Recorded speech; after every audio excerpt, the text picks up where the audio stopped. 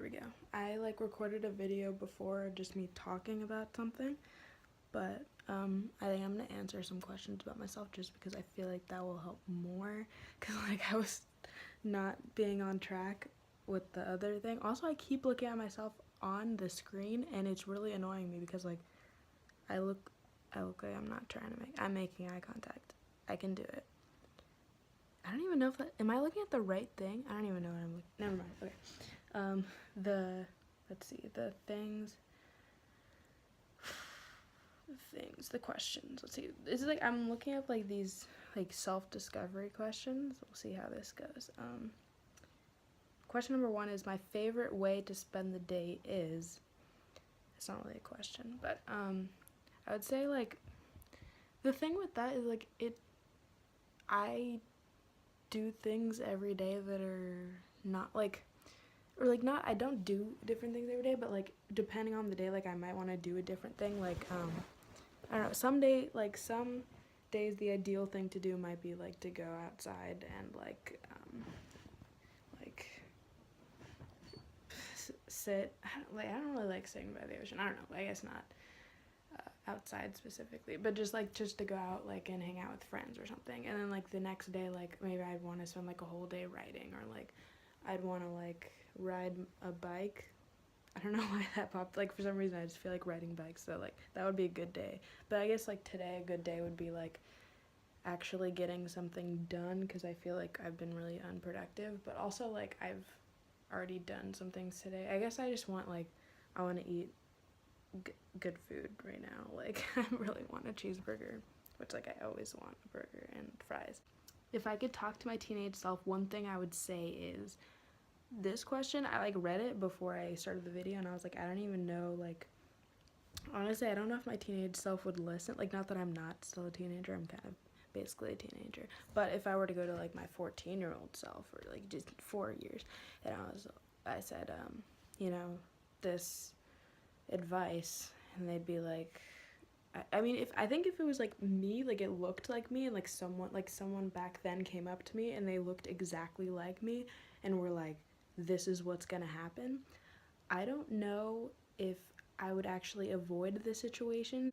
There's nothing really I could say that could help more, except for maybe just be you're gonna go through some stuff, but you'll make it. Just, generic, I don't know, I feel it would sound generic, but I would understand, because it's myself, that I'm being genuine and that I'm actually trying to say, it will be fine. I know you worry a lot about stuff, but even if it's not fine, it still will be fine, because you can make it through a lot of stuff. You're durable, or not durable.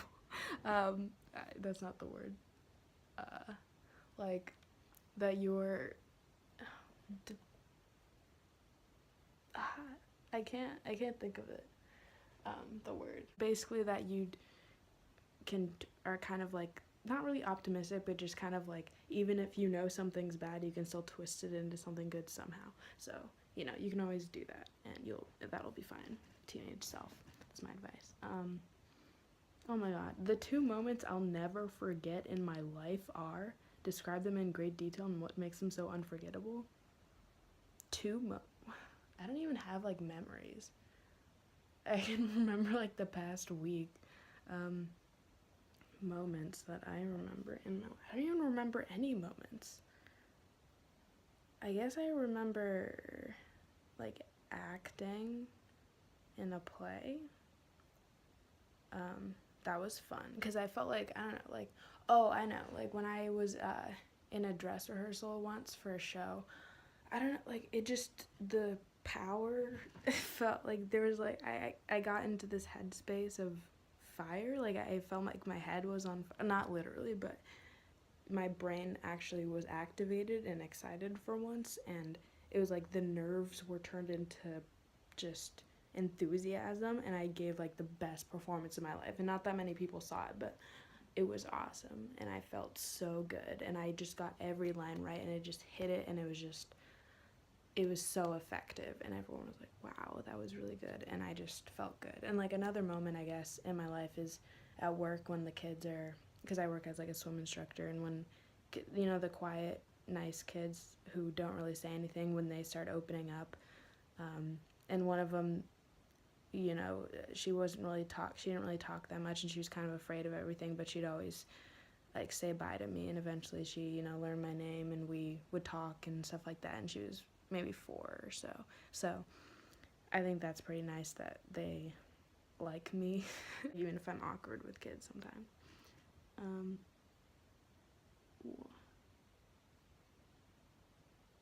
What? This one question is like, write about a moment experienced through your body, making love, making breakfast, going to a party, anything. Leave out thought and emotion, let all information be conveyed through the body and senses.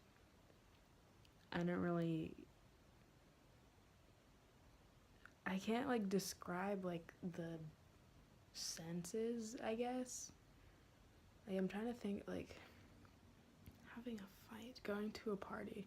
I guess one time I went to this party and like I felt really into the music, even though it wasn't like my favorite song or anything. I just like absorbed into it. But even that's kind of like emotional, because that's like kind of a positive thing. I don't know. I don't use my eyes or my senses. So, the words I'd like to live by are, I would say, this is like my big quote for my entire life. It doesn't really make sense. Oh yeah, I guess it makes sense. Okay. The quote is, be noble, for you're made of stars. Be humble, for you are made of the earth. So it's kind of just like the paradox of being alive and being human. It's just awesome to be human. We have a lot of good qualities, but also we have to remember that suffering and the difficulties are still a part of life, and that we're made of both like the highest, shiniest things and the lowest, like basest things, and that we're everything in between, and that it's dynamic, and that we're not just all good or all bad. We're just a sum of the whole. When I'm in pain, physical or emotional, the kindest thing I can do for myself is just to listen to myself and just talk about it with people, I guess, and talk to myself about it. I don't really like distract myself or anything like that. Like it's kind of hard to distract myself. I need to deal with whatever's going on, because clearly if it came up, then like there's something in there that wanted me to know it. What always brings tears to your eyes? I don't really, well, I cry. I don't, like, there's not like one thing that brings tears to my eyes. Like I don't know. There's like, if someone's trying to bring tears to my eyes, then I don't want tears in my eyes, because I feel bothered if someone's trying to make me upset, or if there's a sob story or something. I resist it, sort of, because I don't like feeling tricked, or like someone can fool me into thinking or like feeling a certain thing. It's just kind of rude to me. That's why I don't like when people are aggressive, because I know when someone gets aggressive, they're trying to take something out on me that doesn't always have to do with me, and yet they're still manipulating my emotions. That's not really fair. What was even the question? What always brings tears to your eyes?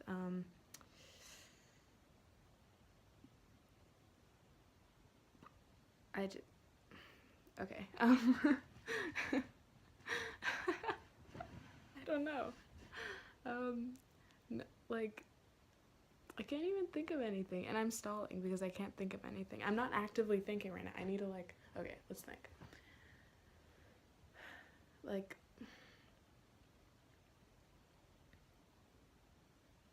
I guess thinking of, I don't know. I'm just gonna skip this. Is too hard. That's too difficult. Like I always get emotional, but I don't always cry for a specific reason. I guess like I can get myself worked up. Like I can always bring tears to my own eyes, because I can get myself super worked up about stuff that really doesn't matter. There we go. There's the answer. what surprised you the most about life? What? I don't know. I'm not done yet. Like, I'm not really, nothing's really surprising because, like, anything can happen in life. Like, I guess not, actually, that's a good point. Like, I kind of am surprised by the fact that anything can happen, that people are capable of a lot of things, like, a really, like, messed up things. Like, people can just, people could skin someone alive, and that could make them happy. It doesn't make me happy, obviously, but it's interesting to note that it's possible and people are completely serious about it making them happy. Like, that's, like, just anything is possible for people to do, and that shocks me that some people are capable of things that I personally would never even, like, conceive of. And that I'm capable of things that other people wouldn't conceive of either. It's all just weird that we have our own minds, and that's, like, I guess that's the thing that most surprised me, is that everyone's like, we act like humans are all the same, but we're all so, like, individualized, and we have thoughts that are just out of left field and would be completely off the field for other people, or like across the street or something, you know. It's just how different everything is, and that's pretty cool but also scary, because then you can never really know. So I mean, you can know people, but you don't really know someone. I mean, you just have to trust what they tell you, but also you don't really know people in the end. And that's not, like, I'm not saying that in, like, a paranoid way of, like, oh, watch your back, but, you know, just that the mediums of communication that humans have are so unreliable. We can't really convey our thoughts to other people. It kind of reminds me of, like, I think it was, like, a Shakespeare, it was Hamlet. We were talking about this in, like, a Shakespeare class, and it was talking about how Hamlet says, like, words, words, words, that's all we have to go on. And that, now that I think about it more, that's extremely true, because that's all we have to go on. I mean, words and actions, that's it. We can't directly communicate our thoughts, and even if we could even if we could communicate our thoughts, we would probably start policing those too. You know, we would probably find a way to control our thoughts, because we can't, it's not really possible to directly communicate or link our mind with another person. That's what kind of, like, makes me sad, because I'll never know what other people are, like, truly thinking, like, what's going on, and they'll never know what I'm thinking. So they don't, I mean, I guess it's for the best. Like, I'm sure, like, some people, like, would secretly hate me, and, like, I just don't know about it. But also, I don't know. I just think, like, I think it would be cool if we could be even more genuine. That sort of sounds,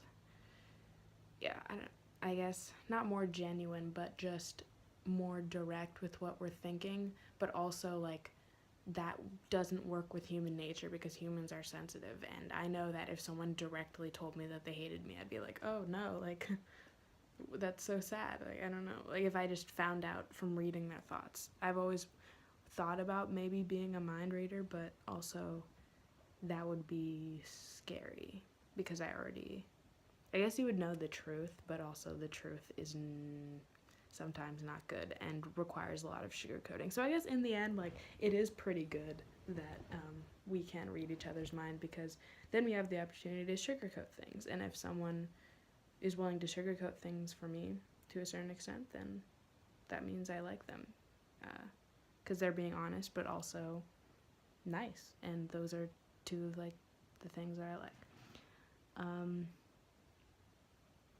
I think I've said enough. It's like 17 minutes long, and I don't think anyone's gonna watch this whole thing, but if you did, then I have nothing for you. No, like, there's no, like, end of video surprise or anything like that. It's just, you just know this stuff about me. And I rambled for so long. Okay, anyway, thank you for watching, to whoever's out there. Goodbye. Oh no, I didn't even push the I was like, okay, I'm ready now. I'm like off. Okay, now I'm actually turning it off.